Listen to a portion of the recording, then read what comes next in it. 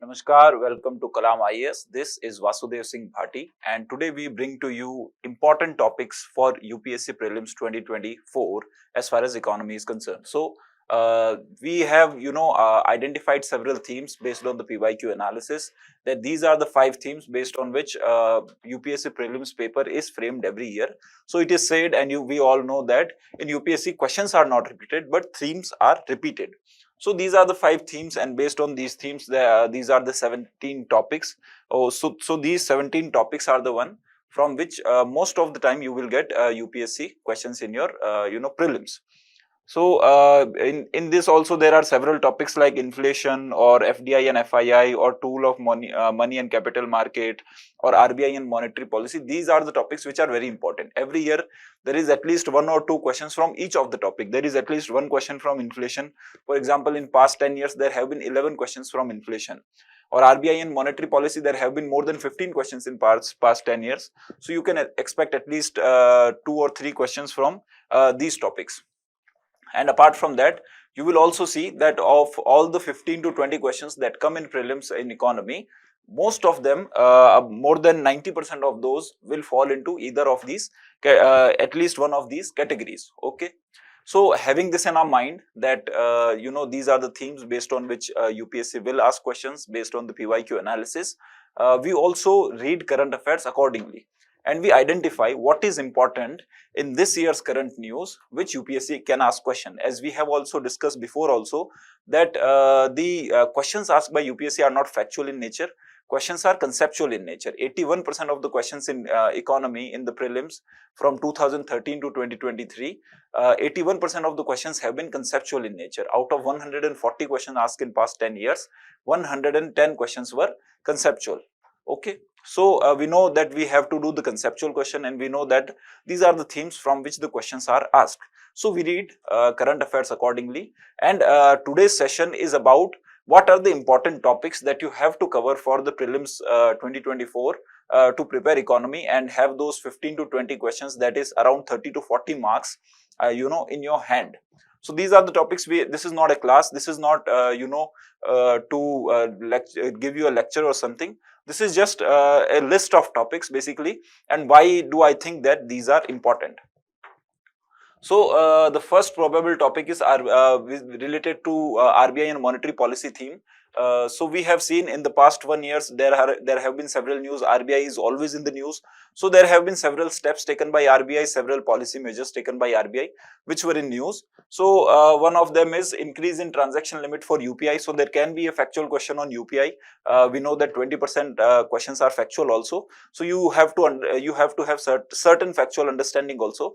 But at the same time, you should also understand what is UPI. And there was a question, in 2018 prelims about how many levels of transactions are there with related to UPI. So if you know BHIMAP, with related to BHIMAP, there was a question in 2018. So these things, when they are in news, you read them with factual as well as conceptual understanding. So increase in transaction limit for UPI, fintech repositories, there have been policy changes with related to fintech repositories, and WALP, web aggregator of loan products. So what is WALP? WALP is basically on the same portal you will get different loan products. So currently what happens is, when you have to take a loan, you go to different banks, you go to Yes Bank, ICICI Bank, SBI Bank, and then you try to compare these banks. What is the interest rate that they are charging? What is the term that they are giving me a loan for? So all these things you can do that on the single platform. You can compare loans. If you want to take a loan for your housing loan or for your studies, you compare online only on a WALP, on WALP, web aggregator of loan products. So these are the things that you should know what it is. You should have conceptual understanding of what have been in news. So there is UPI Lite launched by RBI. So go and read about UPI Lite. How is it different from normal UPI? What are the functions of UPI Lite? There is Hello UPI, which works on voice command. Then there is liquidity adjustment facility. Liquidity adjustment facility was in news because RBI changed the bottom rate, the floor rate of LAF corridor, liquidity adjustment facility corridor, from reverse repo rate to standing deposit facility. So from reverse repo rate to standing deposit facility. So a liquidity adjustment facility is in news. Then monetary corridor is also in news. Then standing deposit facility is also in news. So you should know what does these terms mean. So what do these terms mean? So you should know, you should have fair understanding, the conceptual understanding of what these terms mean, and which one of the UPSC can give a question about which of the four rate is the floor rate of the monetary policy corridor. So if you know what is monetary policy corridor, and it was in news, RBI changed the floor rate of monetary policy corridor to standing deposit facility. So these are the terms that I am speaking. As I am speaking, if it is not written here, you should write it down and Google it and have a conceptual understanding of all these terms. Make your own notes. Then there are legal tenders. What is a legal tender? What is not a legal tender? You should have a conceptual understanding. Forex reserves also, there can be a questions upon which of them fall under the forex reserves of the RBI. So there are basically 4 types of forex reserves that RBI has: foreign currency reserve, then there is gold, then there is SDR, and then there is reserve transposition. So these are the 4 forex reserves that RBI has, and among them also foreign currency reserve has the highest percentage. So you should have fair idea of which of the following forex reserves are higher in weightage in the RBI's forex reserves. So these are the things which are related to RBI and monetary policy. Again, this is just an introductory class. This is just to tell you that these are the topics which you should be preparing for your prelims 2024. This is not a lecture. This is just a guidance, just a guidance talk. Next is Companies Amendment Act 2020. So Companies Amendment Act 2020 was notified in 2023 in October last year. It was notified, so it was in news. And in January also, the Finance Ministry said that direct listing can be done in international exchange of GIFT City. So you should know which companies can do the direct listing. So as far as GIFT Cities international exchanges are concerned, only public limited companies can do the direct listing.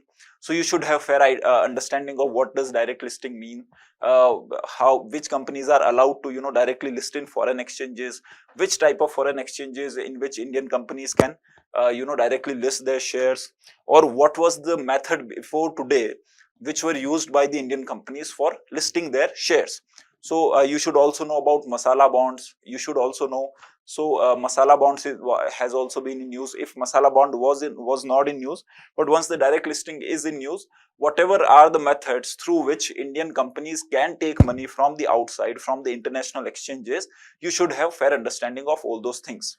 Okay, there are going to be more terms in the coming slides. So Companies Amendment Act. What was the changes made in the 2020 Amendment Act, and what was the original act? Original act was 2013. Original act was 2013. Companies original act was 2013. So you should have fair understanding of what is Companies Act 2013. Just Google it and have just basic understanding of it. What are the basic features of this act, what were the amendments made in 2020, and what was notified in 2023, and which what is GIFT City. You should also know what is GIFT City. You should also know whether it is an executive established by executive order or a legislative order. So these are the things that you should have a fair understanding about. GIFT City is in Gujarat. It is a finance and technological city. It's a SEZ area, special economic zone area. So you go and read it in detail. What is GIFT City? What is IFSCA? So IFSCA is a body in GIFT City. IFSCA. And then there is IFSC. What is difference between IFSC and IFSCA? So these are the terms that you should be aware about, and make notes of these things. These are some of the probable topics that can come in UPSC Prelims 2024. Next again is money and capital market instruments. Again, money and capital market instrument. There is at least 1 or 2 questions every year on money and capital market instruments. So what are the money and capital market instruments that have been in use? So ADR, American Depository Receipts. Then there is GDR. ADR is there, American Depository Receipts. GDR, Global Depository Receipt. You should know what is the difference between ADR and GDR. Then there are long-term repo rates. that are used by RBI. What is long-term repo and how is it different from repo rate? What is the time period for which long-term repo instrument is used? Then government security lending. What is government security lending? What are the changes made by government with related to government security lending? Is there any steps taken by RBI with related to government security lending? Then there is overnight index swap. What is index swap? What is overnight index swap? You should have fair understanding of these terms. Bond yield and bond price relation. What is the relation between bond yield and bond price? So recently, in January 2024, Indian stock market crashed by 2.21%. So that was the highest fall in past 1.5 year. In past 1.5 year, this was the single biggest fall in a given day. So when the security market fell by 2.21%, so it was in news. It is because of increase in bond yield in United States of America. So bond yields in the USA increased. As a result, the Indian stock market crashed. Now, what is the bond yield and what is the relation between bond yield and bond price? Bond yield and bond prices have inverse relation. When bond price is reduced, bond yield increases. So these are the things that you should know about with related to money and capital market instruments. If you read about any other money and capital market instruments, money and capital market instruments are basically methods of raising money for short term as well as long term. For short term, if it is for less than 1 year, then it is a money market instrument, and if it is for long term, it is a capital market instrument. There has been a question asked by UPSC in prelims that which of the following is not a capital market instrument, and there were 4 options given there in 2023 prelims only. In 2023 prelims, there was a question. There were 4 options, 4 tools were given, and the question was which of them is part of capital market, which of them is part of capital market, and there were 4 statements given. So you should know what is capital market, what is money market, what is the difference between capital market and money market, and which of the following, all of the below given here are instruments of either the money market or the capital market. For example, repo loans are basically part of money market, but at the same time, long-term repo is part of capital market.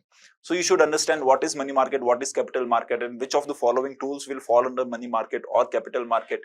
As I am speaking, you try to note down all these terms in your notes, and after the class, slowly every day try to do 2 or 3 topics, Google it yourself and try to cover all these topics. Next is inflation. So inflation, there is at least 1 question on inflation every year. There have been 11 questions asked in past 10 years. So we can fairly assume that this year also there is going to be 1 question on inflation. So inflation, in the this year's budget and this year's economic review, the core and food inflation, headline inflation, these have been in news, and they also talked about what is the difference between CPI and WPI. So you should have fair understanding of difference between CPI and WPI. What is CPI? What is WPI? Which of them has separate food index? Which of them has higher food weightage?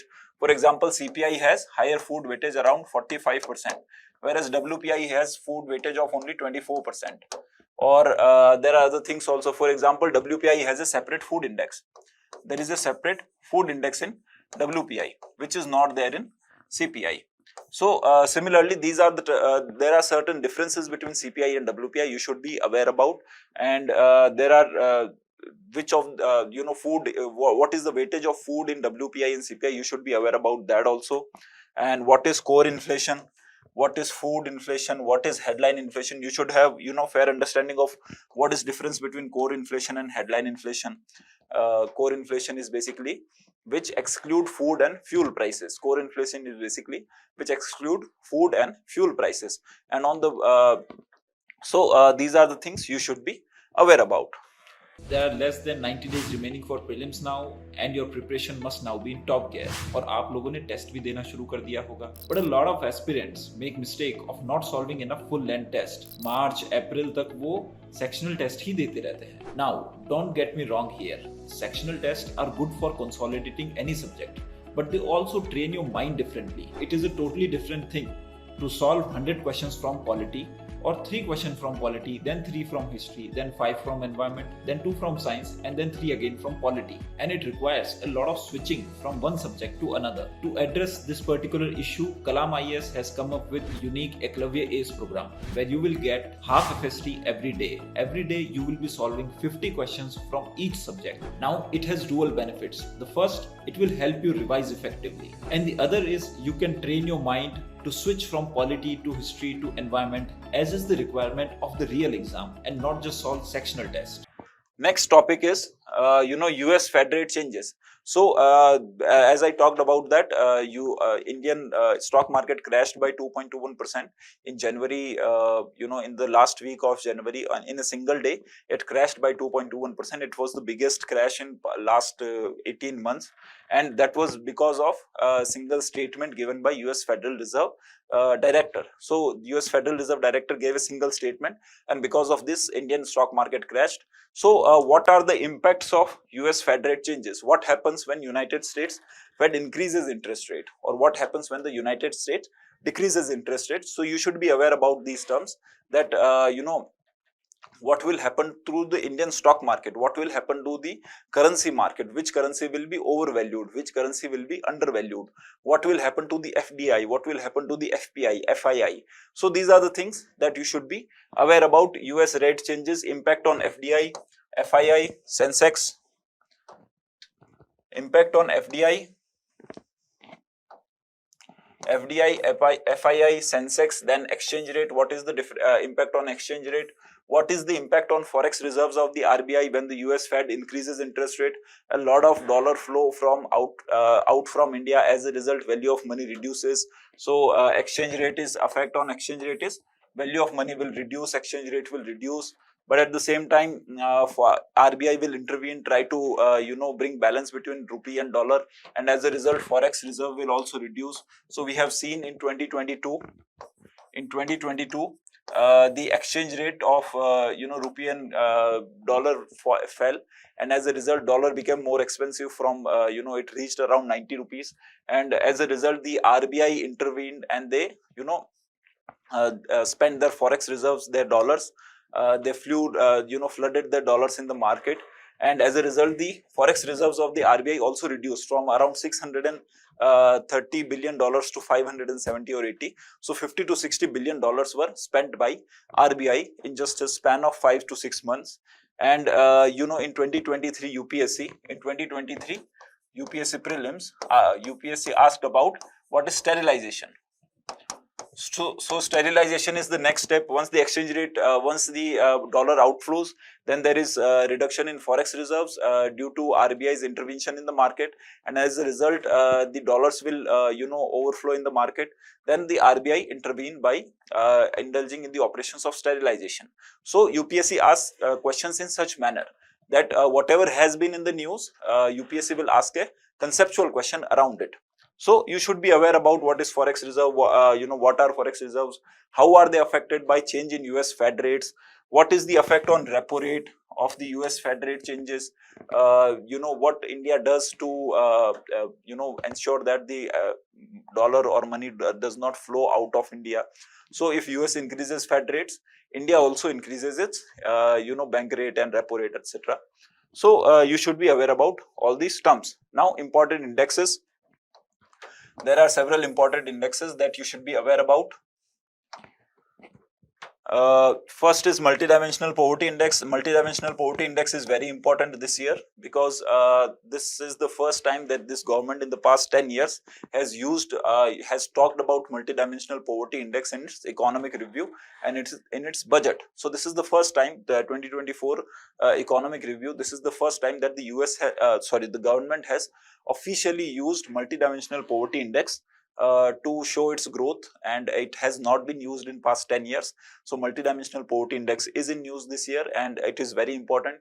You should be aware about which organization publishes it and what is India's ranking. So India's ranking will not be asked specifically, but you should be aware about it to have a better understanding of how India is moving, whether it is increasing, whether it is decreasing India's rank in the multidimensional poverty index. So you should be aware about all these terms, and you should have deeper understanding of MPI, like what are the components of multidimensional poverty index. There are 3 components, and what are the weightage of all these 3 components. Then after the 3 components there are 10 indicators. So at least go through all the 10 indicators. What are the 10 indicators? There can be a question in the UPSC prelims. Apart from that, there is also National Multidimensional Poverty Index. So Multidimensional Poverty Index is released by UNDP and Oxford OHPI, Oxford Health and Poverty Index. So UNDP and Oxford releases multidimensional poverty index. At the same time, National Multidimensional Poverty Index is released by Niti Aayog. National Multidimensional Poverty Index is released by Niti Aayog. So these are the things that you should be aware about. After that, there is Human Development Index, then there is Gender Gap Index, Energy Transaction Index, IIP, PMI, Index of Industrial Production, then there is PMI Producer Management Index, then there is School Education Quality Index, SECI, CWMI, SDG India Index. So there are several indexes. The first thing that you should know about all the indexes is which of the organization publishes it. So you should be aware about which organization publishes these index. There can be questions upon the indexes by UPSC. But if there is some important index like HDI or Multidimensional Poverty Index, Human Development Index, these are some important indexes. And about these indexes, you should have understanding of the components of the index also. Which of the there can be question about which of the below 4 is not part of Multidimensional Poverty Index. So you should be aware about what are the components of these important indexes like HDI and MPI. Okay. So next is India's rank in production and trade. So almost every year there is invariably at least one question on India's rank in trade with relation to international trade, or there can be a statement about which state produces maximum of this particular mineral or particular product. So question upon state is very rare, but India's rank has been asked previously. For example, in 2019 or 2020, there was a question upon, in 2020 if I'm not wrong, there was a question about India is the largest exporter of rice in the world. So that was a correct statement. So you should be aware about if there are any major changes in any commodity rank, that if India becomes the largest exporter or largest producer or largest consumer, you should be aware about it. If India is the second largest producer or exporter in the world of any of the commodities, you should be aware about those also. So for example, India is the largest producer. India is the largest producer of milk, sugar, cotton, pulses, oil seeds, generic medicine, etc. So these are the commodities of which India is the largest producer. At the same time, India is the largest exporter of spices, rice, gems and jewelry. So these are the commodities of which India is the largest exporter. So you should have fair understanding of which commodities India is the largest producer, whether India is largest importer or largest exporter also. And India became the 4th largest stock market. At the same time, it was in the news recently in 2024 only that India became the 4th largest stock market in the world, overtaking many of the European markets. So currently, largest stock market than India are USA, China and Japan. So these are the only 3 stock markets which are larger than India's stock market. Singapore stock market is now smaller than India's stock market. So India became the 4th largest stock market in the world. So these are the things that you should be aware about. Next is trade boards. So at least once in 2 years there is a question on trade boards. For example, in 2022 prelims, there was a question about trade boards of tea. So you should be aware about about the board of tea or coffee board, tea board, rubber board. So there are several boards you should be aware about. Recently, turmeric board was established by Government of India. Turmeric board is an executive body. Turmeric board is an executive body. It is not a legislative body. At the same time, coffee, rubber, tea, tobacco, all these are legislative body. So there is a separate document prepared by us on this particular topic. The trade boards which were in news and which are very important. So there is a separate document. You will find it on the Telegram channel of Kalam IAS. Go to the Telegram, type Kalam IAS Academy on Telegram. You will find it, and it was shared just 2 days ago only. So you will find it very easily. There is a separate document and a list is prepared of all the important trade boards, whether it is an executive body or legislative body, and which ministry under which this particular trade board comes. If you have not gone through it, you will not be able to solve the questions related to trade board in the real exam. So go to the Kalam IAS Telegram channel and download the document about the trade boards, and we will also be coming up with the documents of India's rank in production in trade. So I have prepared it during my preparation journey. I have prepared a separate list of commodities and what is India's rank in each commodity, whether India is the largest producer or exporter, things like that. So we will be posting that on our Telegram channel. So be aware and keep following the channel, so that you will get this document also. So both of these documents will be provided by us. You can rest assured. Apart from that, if you want to do your own research also, keep doing that. Make your own notes. If you have the notes, keep updating them if there are any changes that are happening as they happen. Next is IMF and other international bodies. So IMF is a very favorite topic of UPSC. In past 5 years, there have been 3 questions on IMF alone. There have been 3 questions on IMF alone in past 5 years. IMF is a very favorite topic of UPSC. It's a favorite body of UPSC. So there have been question upon reserve transposition, RTP. There have been question about rapid financing facility. So rapid finance facility, rapid facility, reserve transposition, there have been questions upon IMF. There have been 3 questions upon IMF in the past 5 years. So IMF is a very important body. At the same time, there are other international bodies also that you should be aware about. What are the things that you should be aware about is about IMF. If there is any news, you should be aware about that thing. If there is any news about IMF, you should be aware about it. But other bodies, you should be aware about what are the indexes or what are the reports these bodies publish. So those are the things that you should be aware about. Apart from that, you can also have a list of bodies and their headquarters. Where is the headquarter of World Bank, or where is the headquarter of IMF? Where is the headquarter of UNICEF, or where is the headquarter? There are other international bodies also. So you should be aware about Asia Development Bank. Where is the headquarter of Asia Development Bank, or New Development Bank? So you should have fair understanding of these bodies and their headquarters.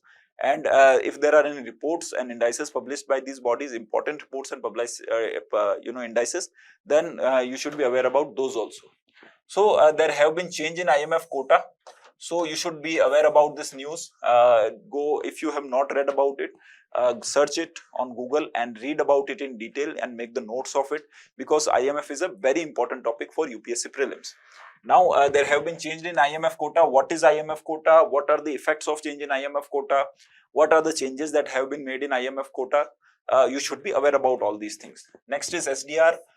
Tools of IMF. What are the various tools of IMF? UPSC has asked question upon tools of IMF in 2022 prelims. In 2022 prelims, UPSC has asked a question upon tools of IMF. There can be again a question upon tools of IMF. Voting rights of members. What are the voting rights of members? How are they decided? How does the quota affect the voting rights of members? You should be aware about all these things.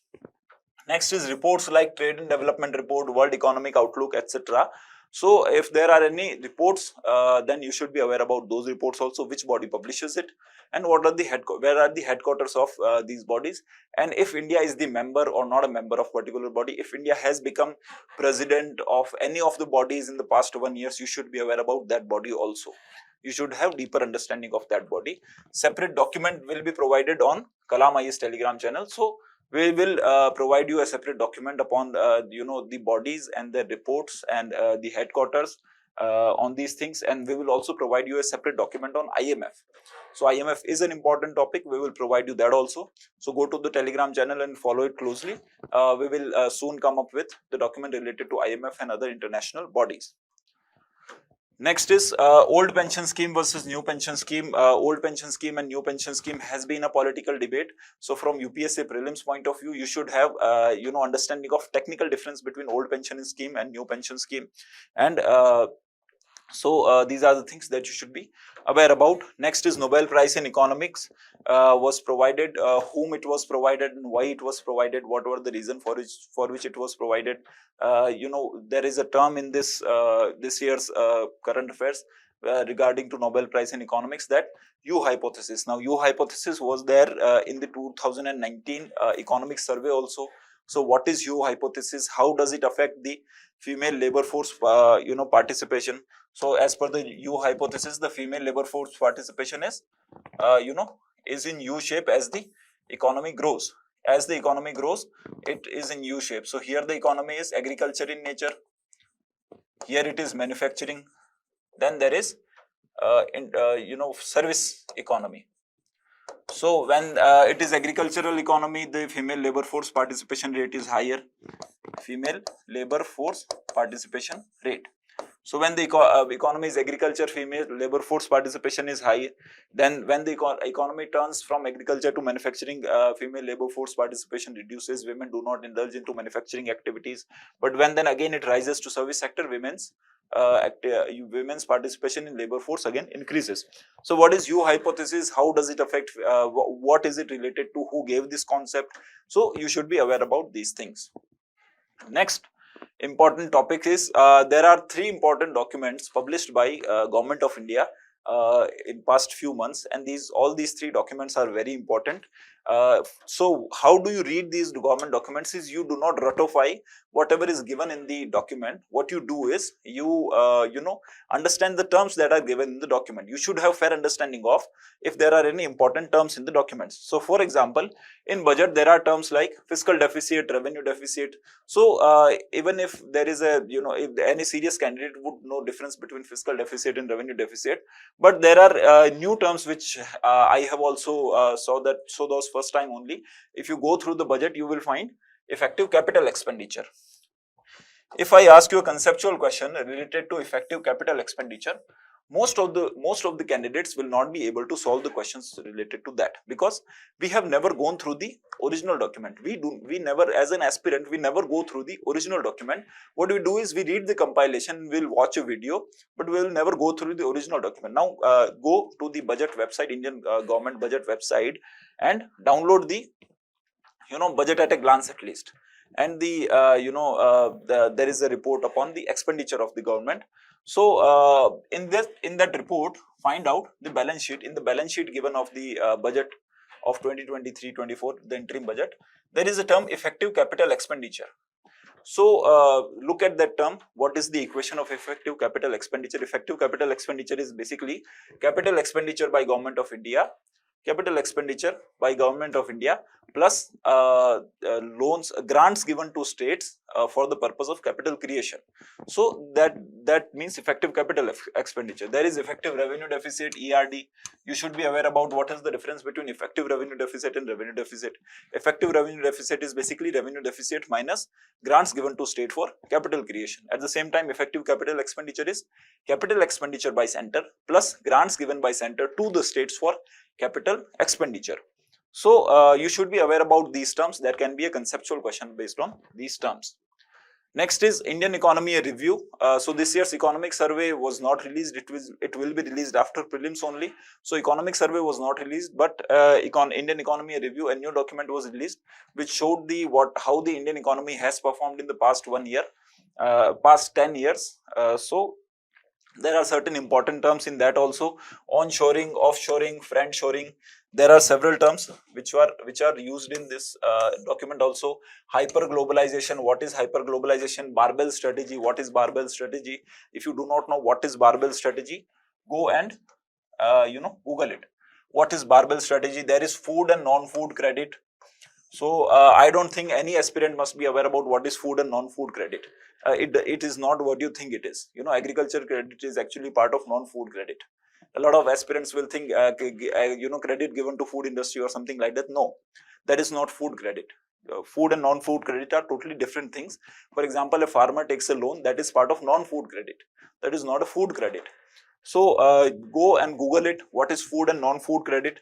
Net interest margin. Net interest margin was also in news. SDFG's share fell by 1 lakh crore rupees. HDFC's capital reduced by 1 lakh crore rupees because of the report published by HDFC, and the report said that the net interest margin of HDFC has reduced. Now, what is net interest margin? There can be a conceptual question upon net interest margin, UPSC prelims. What is net NPA?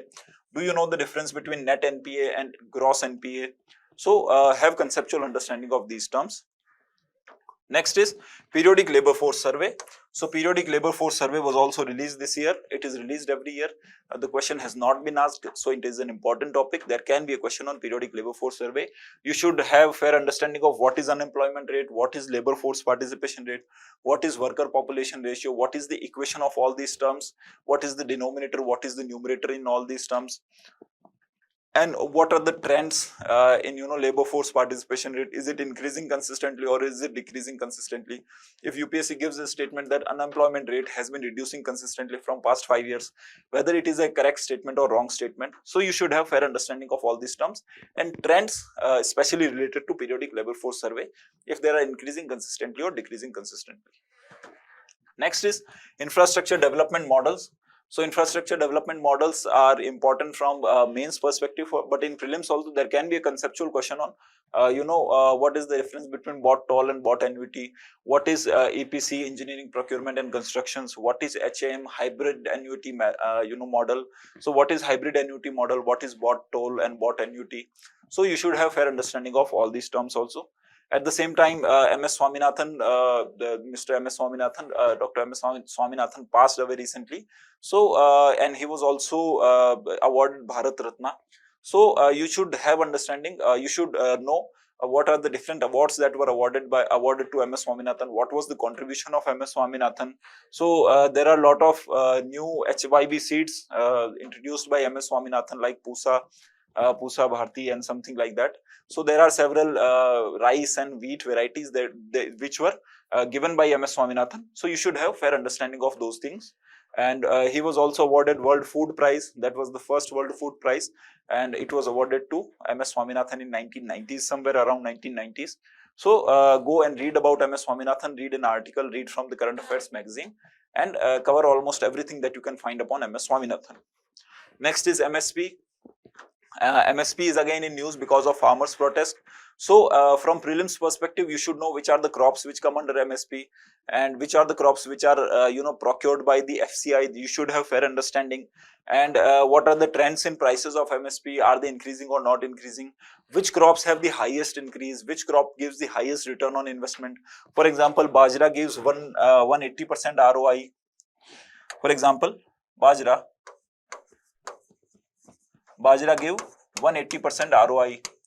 So which of the crops gives the highest return on investment? Which of the crops has the highest increase in the MSP? You should be aware about these things also. What is FRP? Fair remunerative prices. So what is FRP? Which crop is related to FRP? Then the states also give their separate prices. So FRP is related to sugarcane. So you should be aware about these things also. Next is GST. Again, GST is an important topic for prelims. You should, because there have been several changes in the past 1 year. Crypto assets are now, crypto transactions are now taxed at 30%. Then horse trading also came under GST under 28% bracket, and game of skill and game of chance both are charged under GST taxation. Then there is TDS on crypto. So if there are any changes in taxes, you should be aware about those also, because in 2019 prelims, UPSC asked the question upon in mains, though not prelims, in mains they asked a question upon changes made in taxation in the budget of 2019. So if there were any changes in taxation in 2020 or 2019, I don't remember exactly, but there was a question in mains about change in taxation by the government in that year's budget. So you should have factual understanding also if there are any rate changes in the taxation in this year's budget, or if there are any new taxes introduced by the government in the budget. So taxation is important. You should have conceptual understanding of what is tax base, what is tax to GDP ratio, what is the tax to GDP ratio given by NK Singh committee. There is NK Singh committee, you should know about it. What are the recommendation given by NK Singh committee? Text to GDP ratio. What is the current text to GDP ratio? You should not know it by heart, but you should have fair understanding of what is the range. Is it around 80%? Is it around 100%? Or is it around 60%? You should have fair understanding of it. Direct and indirect taxation, which of them has the highest contribution in India's tax revenue collection? Whether it is direct tax or is it indirect tax? Then there is regulatory and other organizations, for example, NABARD, National Housing Bank, SIDBI. SIDBI was in news recently. MFIN. MFIN is a microfinance industry network. Then there is RBI. So there is at least one question on each of the regulatory bodies. So you should be aware about when they were formed, under which act these were formed, whether there is an executive body, or for example, MFIN is not a government body. MFIN is an industry-owned body.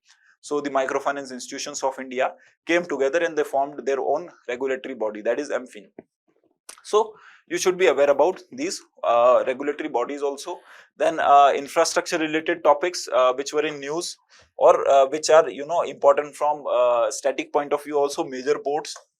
So Mundra port is a major port which was in news recently. Which port has the highest cargo volume? So you should be aware about that also. National highways, national waterways, which were in news. Largest solar power plant. Where is the largest solar power plant?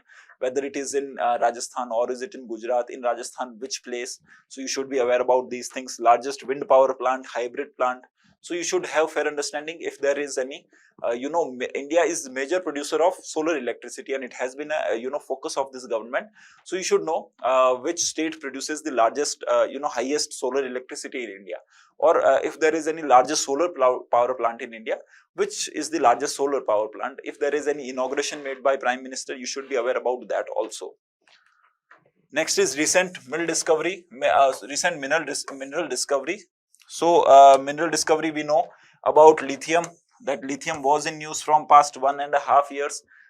First it was found in Mandya, then it was also found in Riyasi district of Jammu and Kashmir, then it was found in Mewat Hills of Degana. So Mewat Hills of Degana, Riyasi district of Jammu and Kashmir, Mandya.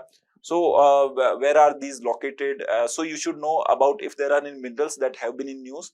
You should know about where they are found, if there is any new founding. So where is it found? For example, petroleum in KG Basin.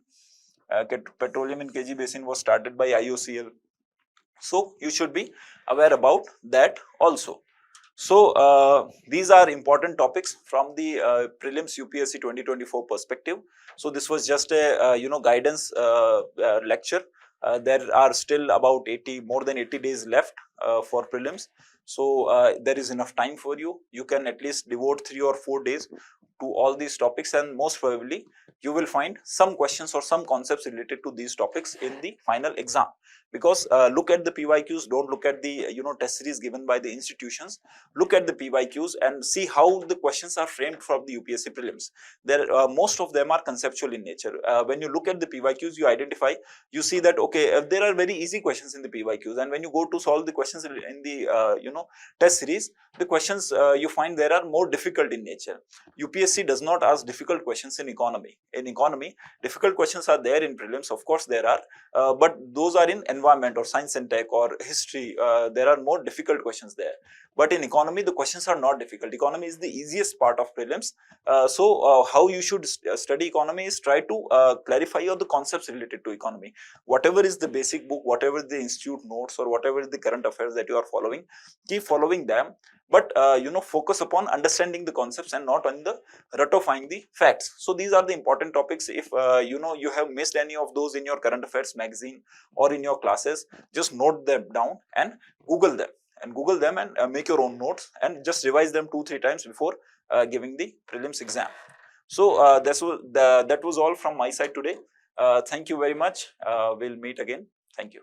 There are less than 90 days remaining for prelims now, and your preparation must now be in top gear. और आप लोगों ने test भी देना शुरू कर दिया होगा. But a lot of aspirants make mistake of not solving enough full length test. March, April तक वो sectional test ही देते रहते हैं. Now, don't get me wrong here. Sectional tests are good for consolidating any subject, but they also train your mind differently. It is a totally different thing to solve 100 questions from polity or 3 questions from polity, then 3 from history, then 5 from environment, then 2 from science, and then 3 again from polity. And it requires a lot of switching from one subject to another. To address this particular issue, Kalam IAS has come up with unique EKLAVYA ACE program, where you will get half FST every day. Every day you will be solving 50 questions from each subject. Now it has dual benefits. The first, it will help you revise effectively, and the other is you can train your mind to switch from polity to history to environment, as is the requirement of the real exam, and not just solve sectional test.